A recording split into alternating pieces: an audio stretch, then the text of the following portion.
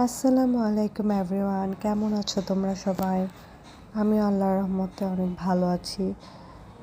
ঠান্ডায় আমার ভয়েসটা একটু অন্যরকম হয়ে গিয়েছে, তোমরা কিছু মনে করো না। বেশ অনেক দিন পর ব্লগ আপলোড দেওয়া হচ্ছে। লাস্ট ব্লগে দেখেছিলা তোমরা আমি গ্রামে ছিলাম, তো এটা হচ্ছে গ্রাম থেকে যেদিন আসি ওই দিনের ভিডিও। আমরা বিকালের দিকে রওনা দেই।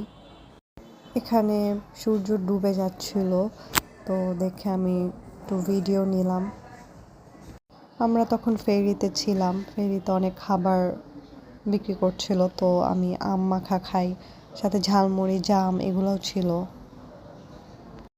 বিকালে রওনা দিই, যার জন্য আমাদের আসতে আসতে প্রায় সন্ধ্যা পার হয়ে গিয়েছিল। তারপর বাসায় এসে গোসল করে ফ্রেশ হয়ে নিই।